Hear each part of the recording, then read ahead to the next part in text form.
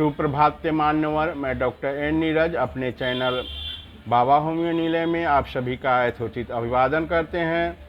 साथियों, हमें है आपकी सेहत की चिंता, इसलिए लेकर आते हैं ऐसे वीडियो जिसमें होती है आप सभी के रोगों के समाधान से संबंधित कुछ मुख्य होम्योपैथिक मेडिसिन की जानकारियाँ।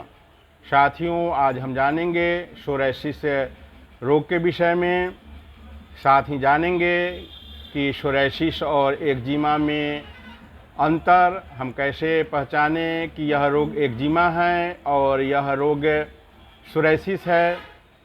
सोराइसिस रोग क्या है, यह क्यों होती है, तथा इसकी कुछ होम्योपैथिक मेडिसिन जिसके प्रयोग से हम इस बीमारी को हमेशा के लिए ठीक कर सकें। साथियों, सोराइसिस यह बहुत ही कॉमन स्किन प्रॉब्लम है। हमारी जो नॉर्मल स्किन है वह 40 से 50 दिनों में कंप्लीटली टर्नओवर हो जाती है, परंतु सोराइसिस में आपका स्किन कोई जगहों पर 4 से 5 दिनों में उसका टर्नओवर हो रहा होता है। यह एक ऑटो इम्यून डिसऑर्डर डिजीज है। आइए दोस्तों, जानते हैं इस रोग के होने के कारणों के विषय में। सोराइसिस होने के कौन से कारण हैं, इसका आधुनिक चिकित्सा विज्ञान में कोई स्पष्ट कारण मालूम नहीं है। हाँ, कुछ मामलों में इस रोग की आनुवंशिक रूप में होते हुए देखा गया है। जिस परिवार में यह रोग है तो उनके बच्चों में भी यह समस्या हो सकती है।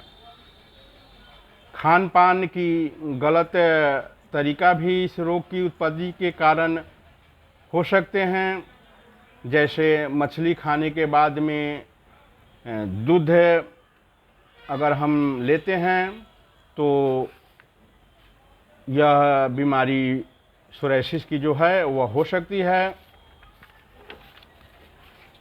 साथियों, सोराइसिस और एक्जिमा में क्या अंतर है, इसे हम जानते हैं।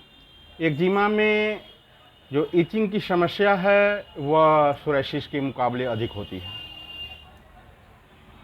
सोराइसिस शरीर में कहीं भी हो सकते हैं, लेकिन अधिकांशतः इसकी समस्या शरीर के जॉइंट वाले अंगों पर देखने को मिलती है।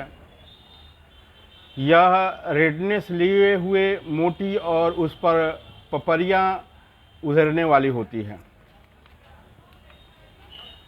सोराइसिस का इफेक्टेड एरिया चकत्ते या घेरा लिए हुए झुंड में, जिसमें रेडनेस अधिक रहती है, परंतु एक्जिमा की स्किन में रेडनेस की कमी रहती है। इसका कलर भूरा, काला और क्रैकनेस, फटी हुई स्थिति में हो सकती है। साथ ही साथ कभी कभार उससे द्रव का सिक्रेशन भी होती रहती है। सोराइसिस की तुलना में जो एक्जिमा है वह उतनी ड्राइनेस एक्जिमा में नहीं रहती है। सोराइसिस में जो ड्राइनेस की स्थिति है वो अधिक देखने को मिलती है। साथियों, सोराइसिस रोग होने पर कुछ और बीमारियों की होने की संभावना बढ़ जाती है, जैसे कि डायबिटीज, वेट का बढ़ जाना, या हृदय संबंधित किसी बीमारियों का होना, या सोराइसिस रोग होने के बाद इन बीमारियों की होने की संभावना बढ़ जाती है। साथियों, आइए जानते हैं इसके होम्योपैथिक मेडिसिन के विषय में। तो दोस्तों, इसकी सबसे अच्छी जो मेडिसिन है उसे मैं सल्फ़र को मानता हूँ। सल्फ़र सीएम पोटेंसी की एक खुराक दवा हम पेशेंट को देकर 1 महीने तक वेट कर सकते हैं। उस जो 1 महीने की पीरियड है बीच का, उसमें हम हाइड्रोकोटाइल मदर टिंचर 15 बूंद 3 बार 1/4 कप ठंडे पानी में गिराकर पेशेंट को देने को बोले। साथ ही जहाँ पर भी सोराइसिस है तो उससे संबंधित हम कोई क्रीम लगाने के लिए दे सकते हैं। और 1 महीने के बाद हम उस रोग का फिर से मुआयना करेंगे। अगर जो ये सोराइसिस रोग है उसमें दवा के लेने के बाद फ़र्क महसूस पड़ रही है तो फिर से हम इस दवा को रिपीट करेंगे और सल्फ़र सीएम पोटेंसी की एक और खुराक देकर हम 1 महीने तक वेट करेंगे। और 2 महीने के बाद अगर इस बीमारी में लाभ दिखाई पड़ रही है, जिसे डॉक्टर अगर समझ रहे हैं, तो वे अपने क्रम के अनुसार दवाओं में फेरबदल करके इस डिजीज को हम ठीक कर सकते हैं, मात्र एक दवा के द्वारा ही। और साथ में हम हाइड्रोकोटाइल मदर टिंचर 15 बूंद 3 बार करके देते रहेंगे। साथियों, इसकी दूसरी दवा है ग्रेफाइटिस 30 पावर में। अगर इस स्किन पर क्रैकनेस हो, पेशेंट देखने में मोटा और गोरा हो, तो हम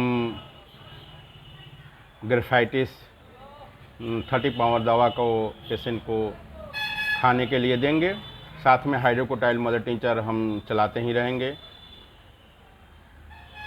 लगाने के लिए उससे संबंधित कोई ऑइंटमेंट, तो ग्रेफाइटिस इसमें बहुत अच्छी काम करेगी। साथ में दूसरी दवा है पेट्रोलियम 30 पावर। या जाड़े के सीजन में जो मौसम आती है उसमें अगर इस बीमारी में बढ़ोतरी देखी जा रही है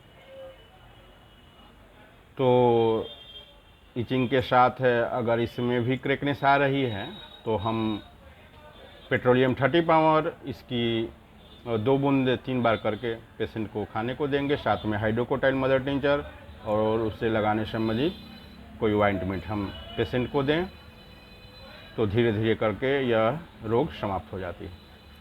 साथियों, इसकी एक दवा आर्सेनिक 30 पावर है।